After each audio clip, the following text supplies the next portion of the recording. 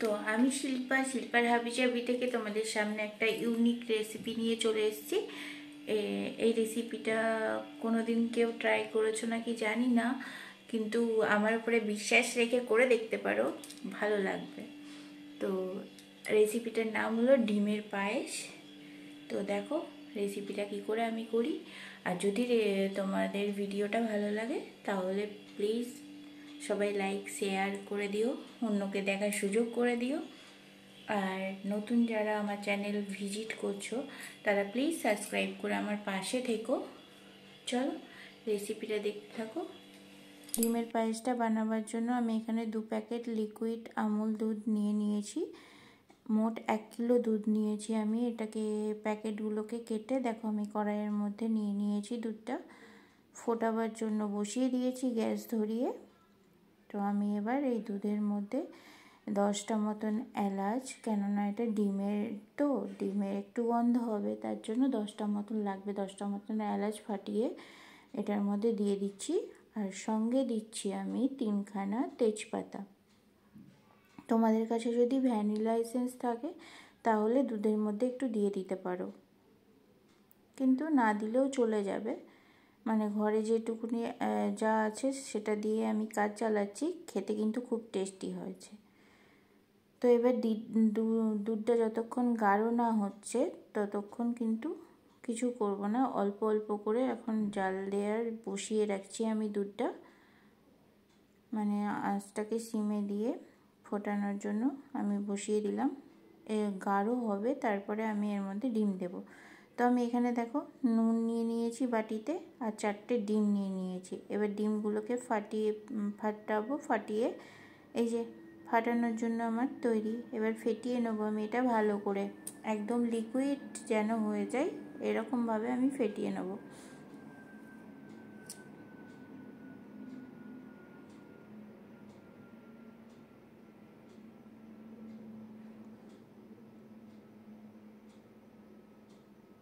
তো ডিমটা আমি আর্ধেক ফেটিয়ে আবার দুধটাকে একটু দেখতে গেলাম ফুটে উঠেছে নাকি। তো দেখো শীতের দুধ একটু ফুটতে দেরি হচ্ছে। তো দুধটাকে আমি আবার একটু নাড়িয়ে দিলাম।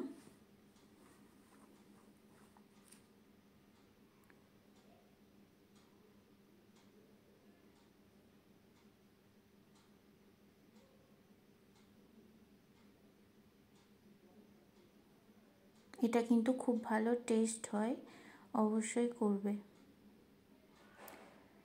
তো আমি ডিমটাকে আরও একটু ভালো করে ফেটিয়ে নিলাম। এবার আবার এসে তো দেখো এটা আমার পাতলা হয়ে গেছে, খুব ভালো করে ফেটানো হয়ে গেছে এটা আমার। তো দুধটাও দেখো অনেকটা মরে গেছে, মরে গিয়ে গাঢ় হয়ে এসছে, আর সঙ্গে দেখো ফুটছে।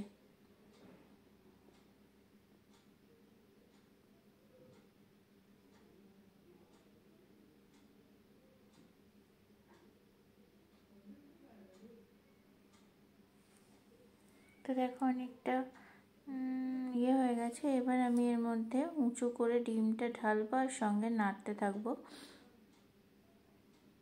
যাতে তলায় না লেগে যায়।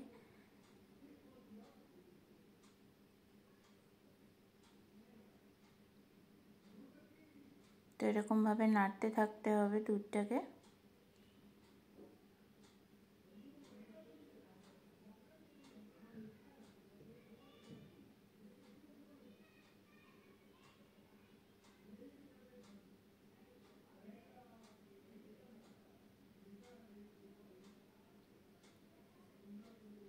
সমানে নাড়িয়ে যেতে হবে।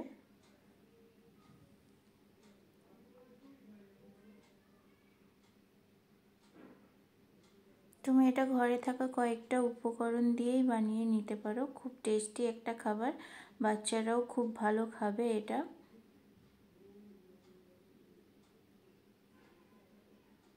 তো দেখো এবার এগুলো দলা বেঁধে গেছে, মানে ছানার মতন হয়ে গেছে। এটা পুরো ছানার পায়েসের মতনই খেতে লাগে। তো দেখো কি সুন্দর হয়ে গেছে।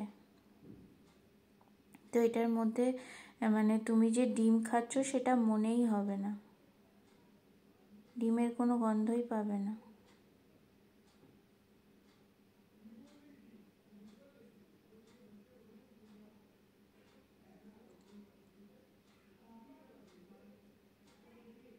তো এটাকে এরকমভাবে নেড়ে যেতে হবে সমানে, না হলে তলায় লেগে যাওয়ার চান্স থাকে।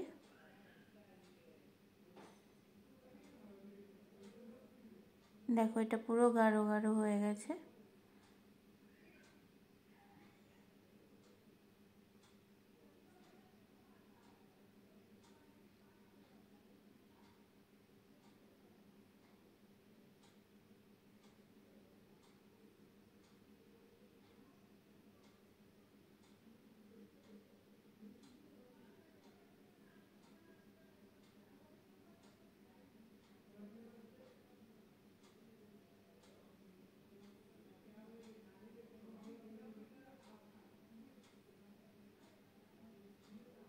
তো দেখেছো এটা কতটা থিকনেস চলে এসছে এরকমভাবে নাড়াতে নাড়াতে। তো আমি এর মধ্যে এবার একটু আমুল দুধ দিয়ে দিচ্ছি, প্রায় 8 চামচ মতন, 8 টেবিল চামচ মতন আমি এখানে আমুল দুধ অ্যাড করেছি। তোমরা এটার মধ্যে খোয়া ক্ষীরও দিতে পারো। বলে না যত গুড় দেবে তত মিষ্টি হবে, তো যত যা দেবে ততটাই খেতে সুস্বাদু হবে। তো আমার কাছে যেগুলো ছিল সেইগুলো দিয়েও কিন্তু কম সুস্বাদু হয়নি এটা। তো আমি এবার মিষ্টির জন্য খেজুরের গুড় দিয়ে দিলাম। এখন তো খেজুরের গুড় শীতকালে অ্যাভেলেবেল, তো খেজুরের গুড় দিয়েই করছি আমি এটা।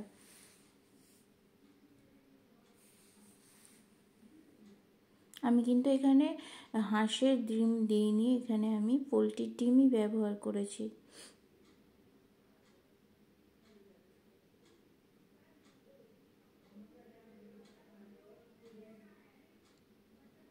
তো এবার আমি গুড়টা গলার জন্য অপেক্ষা করছি।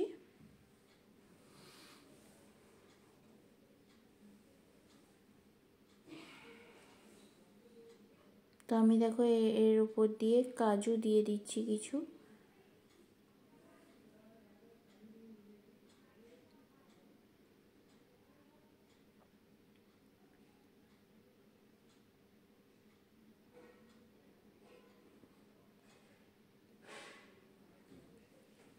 দেখো এটা গাঢ় হয়ে কেমন ফুটছে। তো আমার এটা রেডি হয়ে গেছে, গুড়গুলোও গলে গেছে।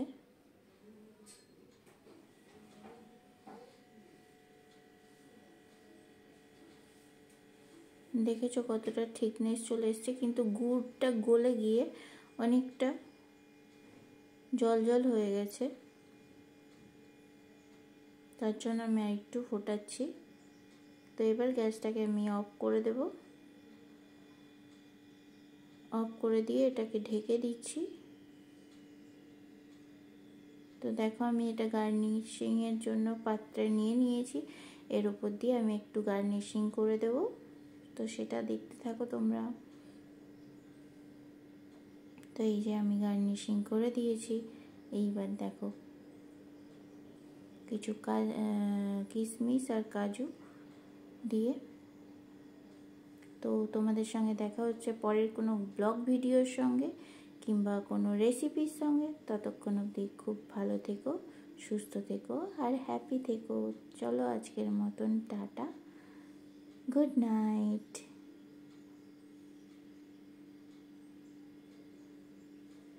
অবশ্যই ট্রাই করো কিন্তু এটা।